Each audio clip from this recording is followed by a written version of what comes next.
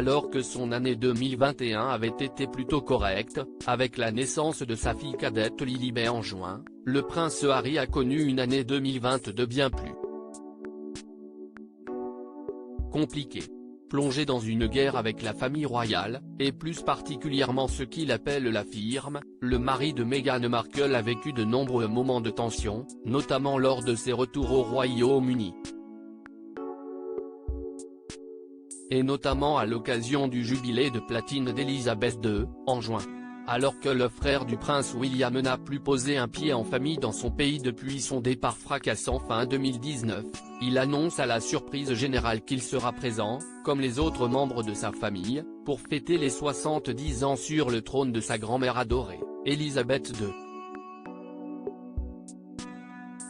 Arrivé avec Meghan Markle et leurs 2 enfants, Archie, 3 ans, et Lilibet, 1 an, il veut également que sa fille rencontre la reine. Un jubilé en demi-teinte, mais cela ne se passera pas comme prévu, puisque selon les médias britanniques, Elisabeth II aurait refusé qu'une caméra ou qu'un photographe accompagne son petit-fils et ne lui aurait accordé que 15 minutes pour voir le bébé. Pire encore, le prince William et Kate Middleton, invités à la petite fête d'anniversaire de Lilibet au Frogmore Cottage, auraient refusé de s'y rendre et d'y amener leurs enfants. Car les 2 frères sont bien en guerre ouverte, depuis les accusations du prince Harry chez Oprah Winfrey, son aîné refuserait en effet de lui parler en privé pour éviter les fuites de ses propos dans la presse. Et n'aura pas à le faire pendant le jubilé, puisque la reine refuse qu'Harry et Meghan montent sur le balcon pendant Trooping the Colour, au contraire de William et Kate, membres seniors de la monarchie. Lors de la messe à la cathédrale Saint-Paul, le lendemain, les 2 frères s'évitent au maximum. Le prince Harry, vexé, arrive sous les sifflets de la foule, il repartira dès le dimanche, avant même la fin des célébrations et refusera de se rendre en famille à Balmoral l'été, où la reine l'avait invité. D'ailleurs, alors que le couple de Sussex est attendu en Grande-Bretagne début septembre pour une série de conférences, il ne prévoit pas de passer par Londres ni de voir la famille. Mais un événement survient, le 8 septembre, les nouvelles d'Elisabeth II sont mauvaises.